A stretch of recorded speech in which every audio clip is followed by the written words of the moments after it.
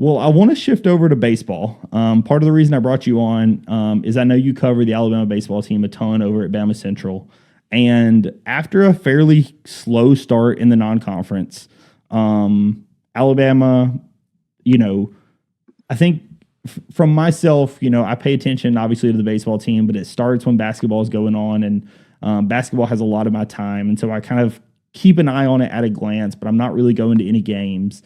And, as somebody who's followed baseball for a long time, when I saw like the loss to, I was telling you before we got started, when I saw the loss to Southern Miss, in Hattiesburg, it's a run rule. And deep down, you're like, you don't want to lose a midweek game. But I know, Southern Miss is really, really good. Anybody that follows baseball knows, hey, Southern Miss is a team that hosts regionals all the time. Like, this is an elite baseball team. Losing to them is no shame in that. And then we lose that first series, as a sweep to Kentucky in Lexington. What was kind of your mindset coming out of that series in Lexington? Because especially after the midweek there, you lose to South Alabama, so you've now lost your opening series in the SEC in a sweep to an okay Kentucky team, but not an elite Kentucky team. You lose to South Alabama, and Alabama really seemed to be faced at a crossroads where, like, how is the season going to go? Was that kind of your thought coming into that Florida series, or what was your kind of mindset coming into that next series? It's all about trying not to overreact to things, both poorly and the good and the bad, right? And I'm sitting there, though, having watched these 4 straight losses and having seen the same issues continue to pile on throughout the season. And yeah, I'd say that was the first time I started to feel real concern over the direction of this season. Because first of all, you're at the point where it's like, okay, we've got to legitimately talk about, can this team make a regional? That's a conversation I never thought we would have to have about this roster. But then it's also like it's the bullpen failing in the big moments. It's guys making the same errors time and time again. I mean, Justin LeBron, like, he was up to 8 errors after that South Alabama game after having 9 all of last season, right? And you just look at a lineup that's continuing to struggle with the same things. And I was really concerned, especially with the way these pitchers looked in the opening SEC weekend. Like, Tyler Fay had a rough outing. Zane Adams, not the best outing the first weekend against Kentucky. So yeah, I would say there was real concern. And my thought coming into the Florida series was, okay, these next 2 weeks, Florida, Auburn, these are basically breaking points for the season, right? And that's a hard statement to make early. But things had the potential, I thought, to go really haywire over the next 2 weeks. And obviously, they did not. They did not. And that's obviously a big reason why I have you on the show, kind of talking about what has happened the last couple of weeks. As we kind of mentioned, Alabama is on a 4-game losing streak.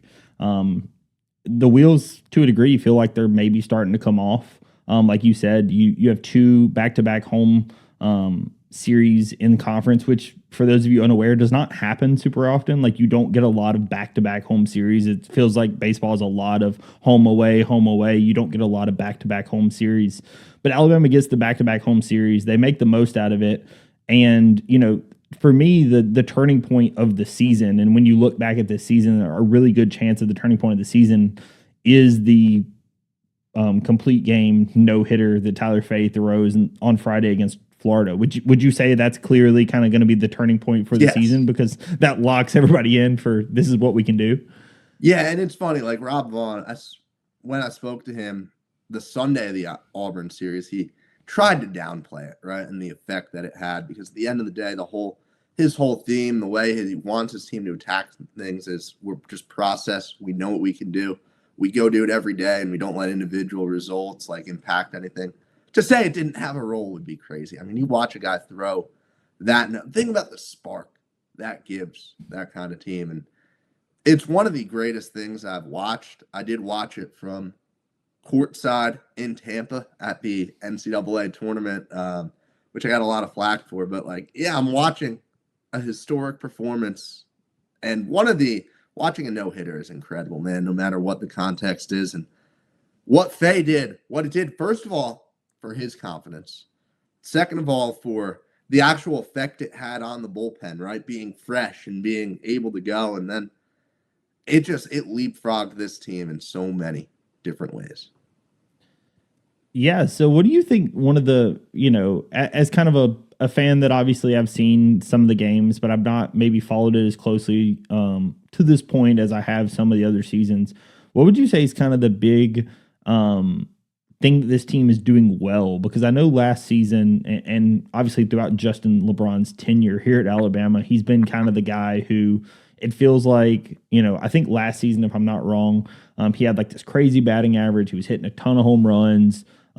He was really leading the team in basically every statistical category, and looked like a surefire guy to be maybe a Spikes, number one player in the country. This season, it feels like his batting average is down a little. He's obviously still hitting plenty of home runs. He's got 11 home runs to lead the team by, a fairly substantial margin.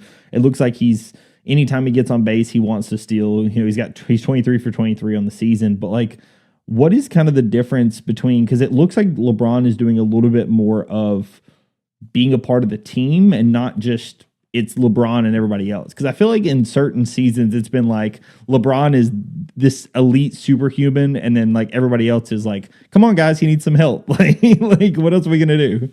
Well, LeBron really, really coasted off his early success last year. He had, I want to say the number was 42 RBIs by this point in the season's turn of the calendar to April last year. He ends up batting 216, I believe, was the number in SEC play. It was bad. It was underwhelming, right? But I look at what he's doing this year, and yes, the numbers are not as high as they were. And that will affect the way, his consideration for a Golden Spikes or stuff like that. It won't affect his draft stock. He's still very much viewed as, a top 10 MLB draft pick, but he's also coming through in big moments. And that's one of the things that, frankly, he was not doing at the level that you want your superstar player to do last year.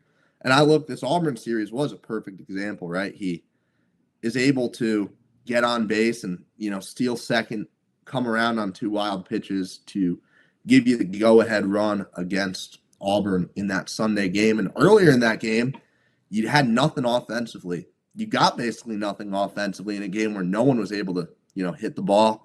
And LeBron is the one who drives in the game-tying run, right? RBI to bring home. I believe it was Fowler who he brought home. Like, he's making plays in the big moments. And I look, it's the least concerning, statistically underwhelming season I think I've ever seen. Because LeBron's doing all the things right. And the errors have kind of dried out, a little later than Rob Vaughn would have liked, but they've dried out. You trust him to make plays. He still makes plenty of impressive plays. He'll still have a phenomenal defensive highlight reel this season. So LeBron is there. LeBron is operating at a high level. It's more so the other guys that have risen to his level. I'm able to go into the post-game press conference, and it's a different player up there every day because it's a different guy every day who's making the big play, who's getting the hit in the big moment. John Lem, the Australian, has been phenomenal. But he's playing his way into MLB draft talks as a real draft pick for after this season. You got guys like Justin Osterhaus, had so much hype, slow start to the season. Well, now he's hitting. Now he's driving in runs. Now he's an impactful player. Luke Vaughn, out of the 8-hole, I think it's third on the team in home runs. Brennan Holt has been one of the better second basemen in the SEC. He is getting on base. I believe he's somewhere around 425 right now, flipping the lineup card for Bryce Fowler and Justin LeBron. And then the story of this team, frankly, is Brady Neal. Brady Neal, I don't know how much you guys know about his past, but he passed up basically 7 figures in the MLB draft out of high school. Went to LSU, took meaningful at-bats on a World Series winning team. Struggled to crack the rotation the next year, transfers to Alabama, disappointing. Now he's entering his senior year, and you don't really know where you stand. It's kind of looking like, oh, wow, this is a little underwhelming for this guy. And now he's the leading hitter in just about every category besides home runs for this Alabama team. Yeah, I mean, looking at the stats here, he's currently hitting 357. His OPS is over a 108. And like you said, he has 8 doubles on the season, which leads the team. He's got 33 RBIs on the team that leads the team. He has by far the highest slugging percentage, even with not as many home runs as LeBron. Like you said, he has 6 home runs. LeBron only has, or LeBron has 11, but yet he's out slugging him. Almost as many walks as LeBron. Like he is the guy, like you said, that is doing a ton of things for this team. And would you say he's, obviously he's the surprise guy, not in the talent, the talent was there. Obviously he's a guy who turned down the MLB, but, would you say that he's the guy who on this team has made the biggest jump and has put the team in a spot where they're at today? Because like he's a guy who you could circle of, if he wasn't doing this team is, 3 or 4 losses worse, as we sit today on April 1st. Yeah, I think that's pretty clear cut. I mean, yesterday is obviously a big example of that. He hit the go-ahead solo home run in the 9th inning to put Alabama above a very good Jacksonville State team. That's a legit ball club over there. But no, what Neal is doing is nothing short of incredible this season. The other big piece of it, this is a guy who starts his career at catcher, who played primarily catcher last year. I know he made, I want to say it was 40 starts last season, split between catcher, DH. Well, you have had so many issues in the outfield, right? Guys being hurt. Logan Davenport, Coleman Mizell, both out for the season, not going to see the field this year. Sam Christensen, who was one of your bigger transfer portal additions from Oklahoma, still hasn't seen the field. Not sure. We may see him pinch hit or something this weekend, but it'll probably be another week before he's ready, and who really knows what his role will be. Well, Brady Neal, this catcher, has been able to go out and play right field for you. Has been able to, okay, here's the position where we have an opening. Here's where we could use your production the most. We're able to throw you there. He can catch. He can play DH. He can go out in the field. I think that's so valuable for this team to allow the lineup to look exactly how you want it to. So Neal has really just impacted this team in so many ways. Lem is the other name I would throw out there. Batting out of the 5-hole, he was a bit of a wild card coming in. You saw good tape from Southern Illinois, but you just don't know how that's going to translate. And he's been one of the better hitters. Even Jason Torres, the consistency that he has played with this year was frankly non-existent down the stretch last year. This guy, from April on, I think he had a total of 2 multi-hit games. I highly doubt that'll happen again. And obviously, it's baseball. Anything could happen. Anyone can slump at any time, right? But you trust him so much more. This guy also, Jason Torres, he's playing. He was pretty bad last year at DH or at third base defensively, and that's kind of underselling it. He's been solid. He's only had a handful of errors. He's making plays. He's not a liability for this team. I just look across the board. You have guys who are rising to the occasion. You have guys who have clearly taken steps and are really starting to settle in this season. Yeah, so as we kind of move to the upcoming schedule, obviously Alabama heads to Norman this tomorrow to take on Oklahoma in what should be a top, depending upon with the way all the different baseball places do their rankings, the schedule has it officially ranked as the 11th ranked Oklahoma team. Alabama's somewhere between 10th and 17th, depending on who you want to listen to for the rankings. I just always go off D1 baseball. I like them. I like Mark Etheridge. They do a good job. So I say, you know what? We're not going to entertain any of the other stuff. I wish we had an AP poll, man. That would make life so much better. Yeah. So like I said, a consensus top 20 matchup. Let's call it that, right? Like a top 20 matchup in Norman. This is a spot where obviously Alabama's going on the road, a place where I think it's going to be a little different than when you played in Lexington. Obviously, now you're coming off of a win instead of coming off of some losses.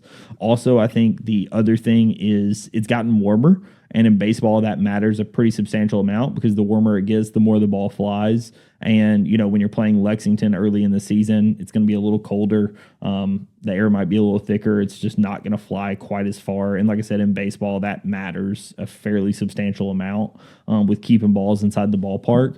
What's kind of your thought about this upcoming Oklahoma season Oklahoma series? Because you got them, then you got Arkansas coming to town. You go to Texas. It's just kind of upcoming. Then we got Tennessee.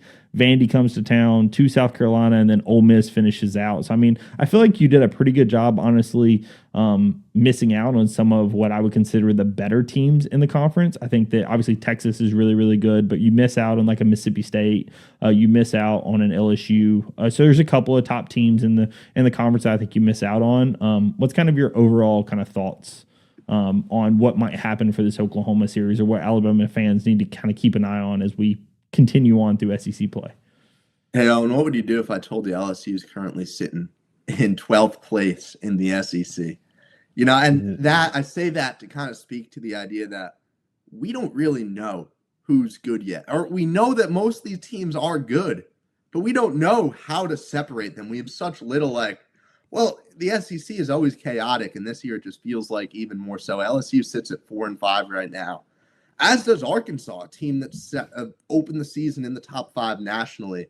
Like, it is just such a wash, right? Alabama gets swept and is now a game out of first place in the conference. So it is really hard to predict at all how these series are going to go, right? And I look at this, and you have South Carolina, which you don't like to chalk up a series as a sweep ever because it's baseball. That one should be a sweep right there. That South Carolina team is really bad. Outside of that, those 6 series, they could go any way, and you really have not upset, right? As long as you take a game.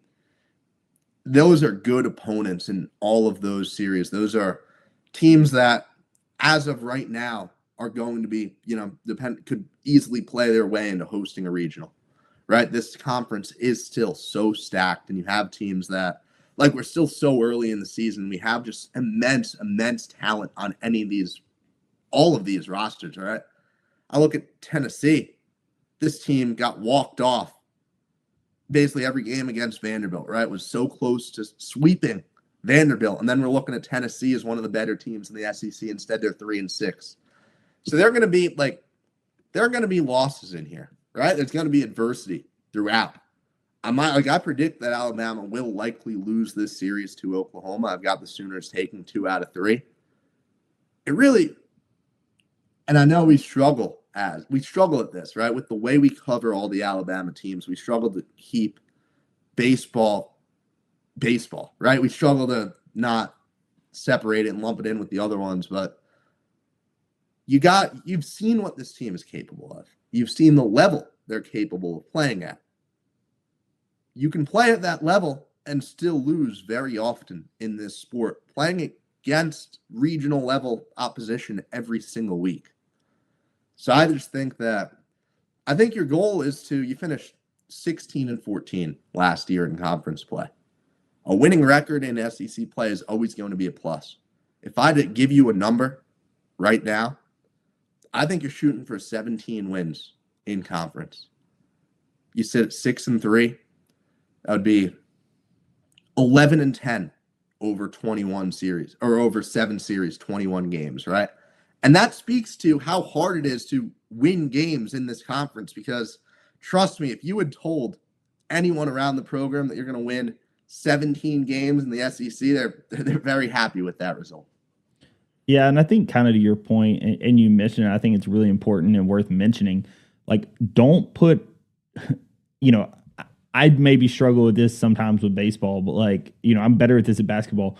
Don't judge basketball by the same rules you judge football by, and don't judge baseball by the same rules you judge basketball or football by, right? Like, because as you said, like, losing a game, right? Like, we can look at a basketball game and be like, oh, we lost that game. You just can't lose that game. In baseball, like, if your best player, your starting pitcher, maybe gives up a few more runs and you get a little deeper into your bullpen earlier than you need to, maybe you get out of it, but it hurts you on Sunday because now you don't have your top arms to throw that would have come out of the bullpen. Like, there's so many things that can go into it in baseball, and like dropping a game or even 2 games is not really that uncommon in baseball, and it happens. And kind of to your point, when you talked about LSU being 12th, it is very, very common that the top 10 team, like the number 10 team in conference, is still ranked in the top 25. Like, that is a normal occurrence in the SEC, that you are bottom half of the SEC and well inside the bottom half, right? Because eighth would still be top half. So you're 2 teams below bottom half, and you're still easily inside the top 25. I mean, the SEC is far and away the best baseball conference in the country, and it has been that way for many years now. So do not think that, Theo saying 17 and 13 is kind of a goal is you saying, oh, this team's going to be terrible, because 17 and 13 could host a regional. 17 and 13 does host you were 16 and 14 and came really, really close. 17 and 13, you got the Tuscaloosa Regional. Which just speaks to how incredible that the SEC is at baseball. And, obviously I wanted to bring you on to talk about it because I know you cover it a little more closely than I do. But like I said, it's something that I think fans need to understand is like, this is a really good baseball team that you're seeing. And if you see that, even if something happens and we end up and we get swept by Oklahoma, don't give up on the guys, because just as easily as you could get swept, you could sweep the next team. And that's what you saw with Kentucky followed by Florida, because that same Arkansas team that he talked about being in the top 5, they just got swept by the Florida team that Alabama swept. And then Florida lost its midweek last night. Yeah. This sport is pure chaos. I mean, Florida gets swept by Alabama, goes to Arkansas, and sweeps Arkansas for their first time in Dave Van Horn's tenure that he gets swept at home. Then Florida loses their midweek. So, I mean, again, like you said, the sport's just chaos. Just understand that. And, I think that that's something worth noting. Obviously, I know you're going to cover it. Please let everybody know where they can follow your baseball coverage, because I know that you've got a lot of it out there, and follow this team super closely. Yeah, you can follow on Twitter, X, at Theo Fernandez _. I usually do, when I'm here at Sewell Thomas, I'll do all the live vlogs, updates, and I'll provide some insights when I'm watching just from my couch, trying to update on the team. And let me just add one more thing on this. Don't undersell. I'm not trying to undersell what this team has just done, because there are very few things. My point is very few individual results matter, right? But what Alabama just did over the past 2 weeks is an exception to that rule. First of all, first solo 9-inning no-hitter since 1942 in the program. That is a legendary all-time Alabama baseball moment. Sweeping Auburn, sweeping number 5 Auburn at home. You hadn't swept them at home since 2012. You hadn't swept them in general since 2017. Yes, you always get excited about the rivalry matchup, right? When we go up to Knoxville in a couple weeks to face a very good Tennessee team, that is going to be exciting, no matter how it turns out. And also, this is the first 6-game conference winning streak for this team since 2002. To kind of put into perspective how difficult it is to sweep back-to-back opponents. This team has done special things already. This team has a special player in Justin LeBron. You do not get this kind of player to Tuscaloosa often. You do not keep him in Tuscaloosa for 3 years often. Just enjoy this season for what it is, because it is a special group of players led by a special superstar. And the team has already done special things. So I could not be more excited to cover this season. Yeah, thank you so much for saying that, Theo. And I think that that's definitely worth mentioning, because you just have to understand how, when we're talking about hey, don't worry about this, don't worry about that. You're 100% right. It's an 8-game winning streak, right? Any individual performance, you don't need to take too much out of, right? You could have worried too much about the South Alabama loss or something. But you should take a little bit of something out of an 8-game winning streak, because that's not a single individual performance. That's 2 midweek wins and a 2 conference sweeps. That's a huge deal. Alabama, as you said, hadn't had the double sweep since 2002. Alabama hadn't swept a top 10 team. I think it was before that, when you did it against Florida, and then you do it back to back, beating 2 top 25 teams in sweeps. There's a lot of really good things that this team has done. And I think that that's part of the reason why you just have to be excited for what Alabama's doing. And when you have a guy in Justin LeBron, even if you want to look at it as a little bit of a down year from what it was last season, he's still going to be a probably top 5 pick in this MLB draft. I've seen some people have him as a top 3 type pick in the MLB draft. He's a really, really special player, and he's a guy that can turn it on at any moment. And he's a really special guy that can do crazy stuff in the field and at the plate. So, in baseball, anybody, just like you said, anybody can go in a slump. Anybody can get hot. And if somebody gets hot, you never know what's going to happen. And that's what makes the sport so fun to watch, because, the old saying is if you get on base if you get a hit 4 out of 10 times, you're you're in the Hall of Fame. So like this is a very unique sport in the way that it works out, that, you know, everybody in the Hall of Fame got struck out way more often than they got a hit. Yes. So and I'm excited. I'm, like I said, very glad to be covering this team. You guys definitely warrants your attention right now, especially with no more basketball to watch. 100%. So for anybody that wants to follow him, I'm going to have it linked down in the show notes. I will have his Twitter linked, as well as Bama Central linked down below, where you can find his written coverage. Thank you so much, Theo, for joining the show. I really do appreciate it. As he said, follow him on Twitter. Check out what he's got going on. I know sometimes he goes on the Joe Gaither show as well. I know you got all kind of stuff that you do. So thank you so much for joining on the show. I really do appreciate it. Thank you so much, everybody, for watching. And this is going to be all. I will see you guys in the next episode. Peace.